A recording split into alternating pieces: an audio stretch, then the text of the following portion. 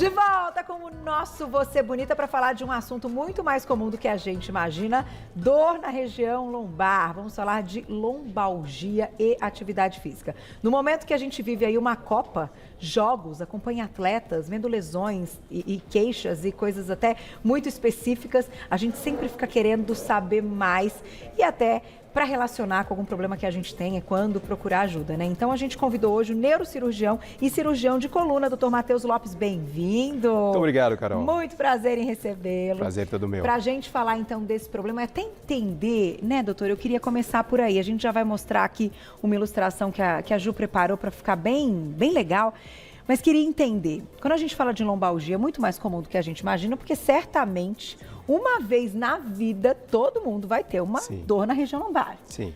90% das pessoas, de alguma forma, vai ter ali uma manifestação de dor ao longo da vida que vai precisar de um atendimento, né? Saber o que é. Mas, felizmente, a grande maioria não vai ser nada tão sério. Patologias benignas que a gente vai estar conversando. Tá. E o principal é a gente tentar correlacionar com o estilo de vida saudável. Além de estar bonita, tem que estar saudável. Sim. Né? Levar uma vida com qualidade. Então a gente sempre toca nesse assunto porque a pessoa que tem dor, ela fica sem o sossego, sem o equilíbrio para realizar suas atividades no dia a dia. Sem dúvida. Acaba sendo totalmente limitante, né, na condição de qualidade de vida. Mas um diagnóstico de lombalgia, ele é clínico. Sim. Como é que então é feito hoje, pensando em vários problemas, em várias outras patologias que podem estar associadas e que acabam muitas vezes indicando, né, até tratamentos que não são adequados por ficar ali numa dúvida constante. Então, o paciente sentiu uma dor, queria que você mostrasse até aqui, ó, né, na nossa, enfim, esqueletinho, onde é a dor quando a gente fala de lombalgia. Exato. Então, a dor lombar, né? Então a gente está falando da coluna lombar, que é um segmento da coluna vertebral. Nós temos a coluna vertebral, né? Que tem a parte cervical, torácica, lombar e a parte do sacro e cóccix. Então a gente está definindo a lombar aqui entre a última costela e o início da bacia, né? Que seria justamente essa composição de 5 vértebras que a gente tem. Então a dor que fica caracterizada na região lombar muitas vezes é devido a alguma estrutura do local. Então, que pode ser, por exemplo, a musculatura, pode ser um ligamento, pode ser um disco, pode ser uma raiz nervosa que está representada aqui em amarelo. Tá. Ou pode ser também devido a uma fratura na parte óssea da vértebra ou também de uma hérnia de disco que está representada aqui em vermelho. São tantas causas para a dor lombar. Quem tem a estrutura sabe que ela pode doer. Nesse caso, a gente teria, então, problemas associados que também vão ter esses diagnósticos. Mas quando é só uma dor lombar que não tem outras questões envolvidas. Por exemplo, quando a pessoa fala assim, ai, travei, fui levantar e aí veio a dor e quando faz algum exame até de imagem, não tem nada. Sim. Bem, esse é o cenário melhor, né, que a gente fala que é uma patologia benigna, então é uma causa mecânico-postural.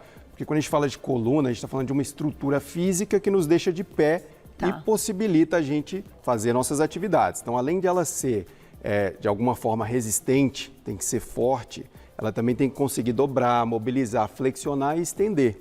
Então, quando acontece uma dor por um espasmo muscular, por exemplo, é o que a gente fala da lombalgia mecânico-postural.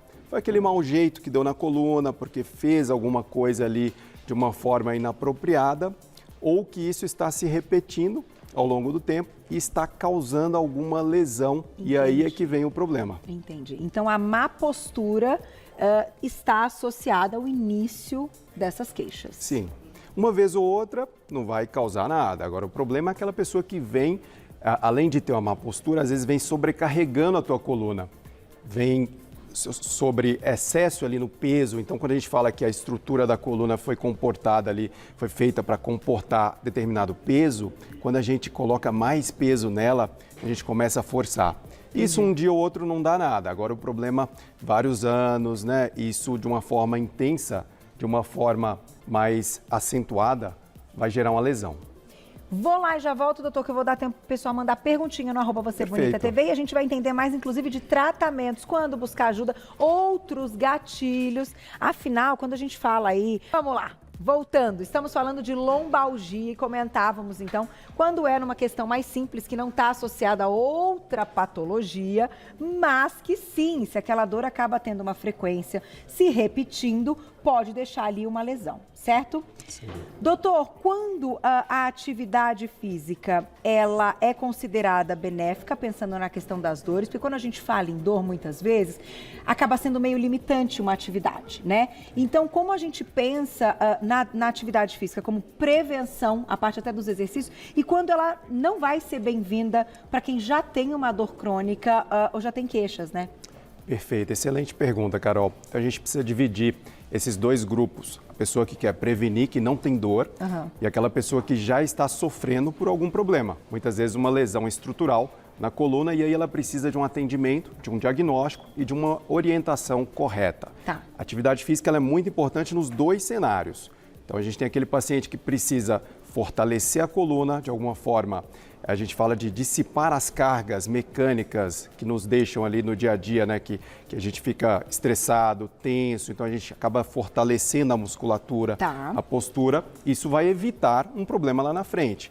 E aquela pessoa que vem já bastante limitada, não consegue trabalhar, não consegue realizar suas atividades, ou vai ficar deitado dói, sentado dói, essa precisa de tratamento. E aí, além de uma avaliação, medicação, avaliação muitas vezes que pode até culminar numa cirurgia, né? Existem procedimentos que às vezes são necessários para poder tirar aquela pessoa da crise. E entraria naquela prevenção secundária. Agora vamos reabilitá-la, fazer, por exemplo, uma fisioterapia voltada para aquela pessoa, aquele indivíduo, qual é a patologia. Na lombar, é uma hérnia, é um estreitamento do canal, focado nisso. Então precisa de um exame de imagem, mas o diagnóstico é clínico. Sim. O que fazer no momento da dor? Porque, claro, você vai buscar ajuda, mas às vezes até você chegar, né, num PS ou conseguir marcar consulta, né, com o seu médico, falar e tal, aquela dor está ali limitando algumas situações, até de trabalho e de outras coisas. Aquele paninho quente, a bolsinha quente é uma boa, doutor? Sem dúvida. São medidas térmicas, físicas que ajudam, mas a gente precisa lembrar dos sinais de alerta. Quais são esses sinais de alerta? Que as pessoas deveriam procurar mais de imediato um pronto atendimento, né? Aquela dor excruciante que está irradiando para algum membro, no caso da coluna lombar, uma irradiação para a perna, pode levar a pessoa a ter um formigamento, um choque, uma fraqueza, uma dificuldade para caminhar. E isso levanta ali, acende uma luzinha para a gente ficar atento, que pode ser uma patologia que vai precisar de um atendimento, um tratamento mais efetivo. Uma dor mais leve, muscular, com espasmo, né? Tome ali um analgésico simples, não estou falando para todo mundo se automedicar, pelo contrário, tem que ter um bom senso, uma orientação, mas uma dor leve, geralmente ela responde a um analgésico comum. Para aquelas que não estão respondendo, ou o paciente tem uma condição física, por exemplo, está em tratamento de um câncer, de uma infecção, hemodiálise, etc., comorbidades, esses pacientes, eles precisam de uma atenção maior.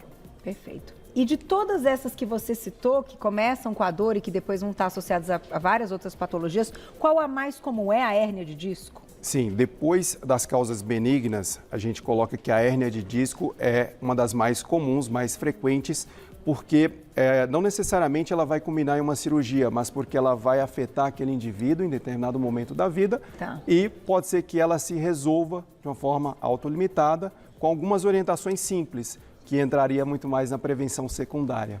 E o que causa, então? Porque a gente acaba falando tanto aqui e é comum, né? Mas tem como prevenir, porque se a natureza é tão perfeita, tudo feito, né, tão perfeito para isso não acontecer, como a gente sobrecarrega, então, essa região e vem uma hérnia de disco? Exato, a natureza é perfeita, mas lembrando que nosso corpo, a gente nasce com ele, cresce e tem que conservá-lo até o final. Sem dúvida. Quer mostrar ali, doutor, que está tão bonitinho vamos. Aqui, ó, nas regiões, e aí a gente vai entender que essa hérnia pode acontecer em qualquer parte, né? Sim, qualquer parte. Inclusive nas partes mais móveis, as partes em que tem uma sobrecarga maior, por exemplo, a pessoa fica muito sentada no computador com o pescoço para frente, está forçando a coluna cervical.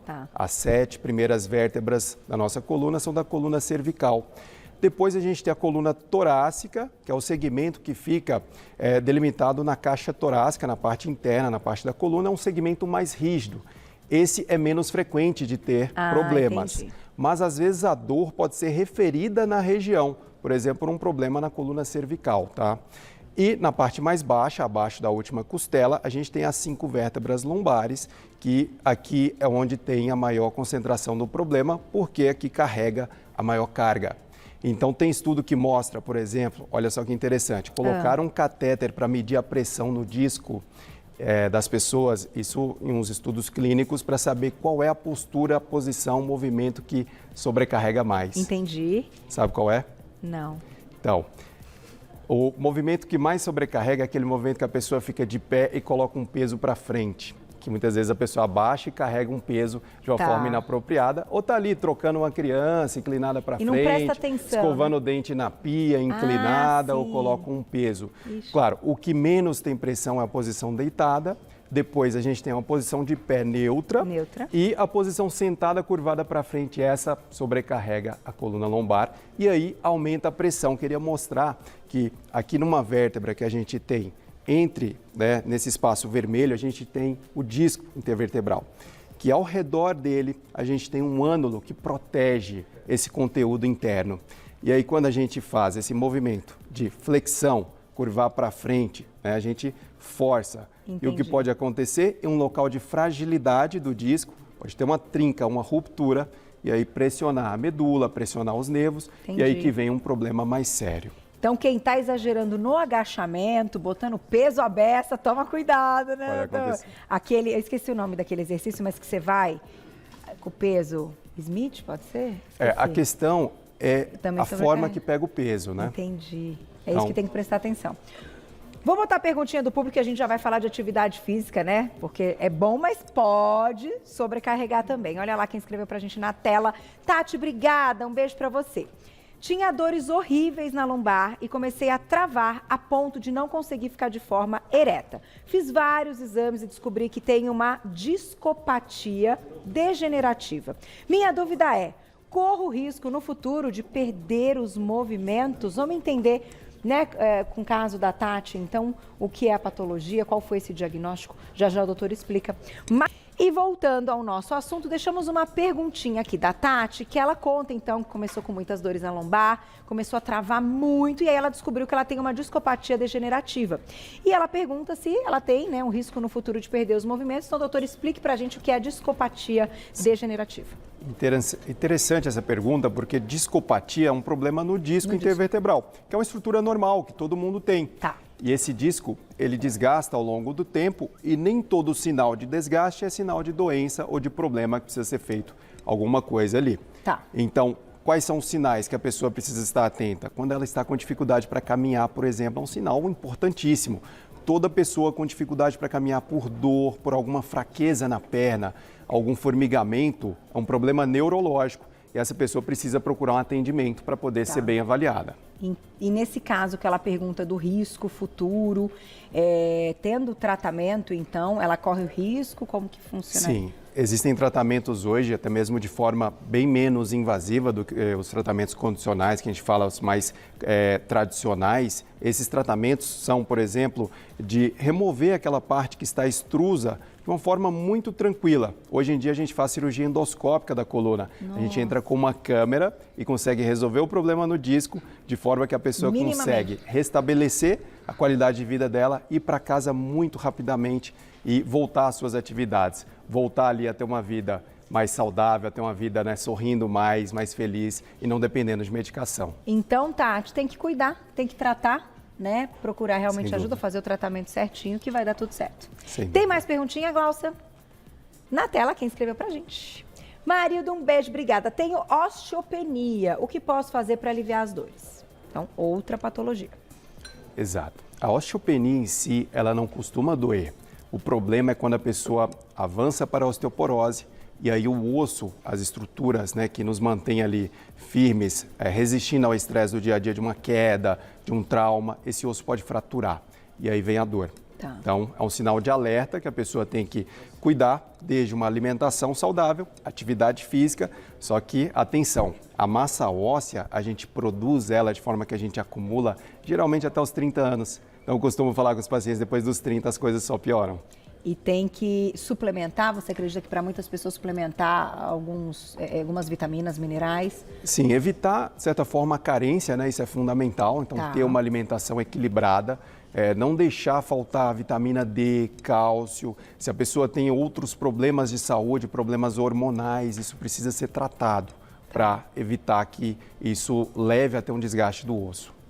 E doutor, falando um pouquinho agora dos tratamentos, então desde uma lombalgia menos grave, como você colocou, mais tranquila, né, que com um paninho quente e tal, uma bolsinha pode ali resolver momentaneamente, para até casos mais graves, cirúrgicos, o importante é entendermos, para todos eles hoje a gente tem tratamento. Sem dúvida, sem dúvida. As pessoas não precisam sofrer, não precisa se limitar, deixar de trabalhar, deixar de levar uma vida plena. As pessoas precisam buscar um atendimento. Eu falo que a maioria dos meus pacientes são mulheres, parabéns, as mulheres se cuidam mais, os homens também precisam se cuidar mais. As pessoas precisam manter o peso, né, de uma forma ideal, evitar às vezes, né, posturas viciosas no dia a dia, ter alimentação saudável para poder prevenir a lesão ali na coluna, nas estruturas e fortalecer os músculos, porque o músculo ele nos mantém preparado para estar exercendo as nossas atividades sem dor também.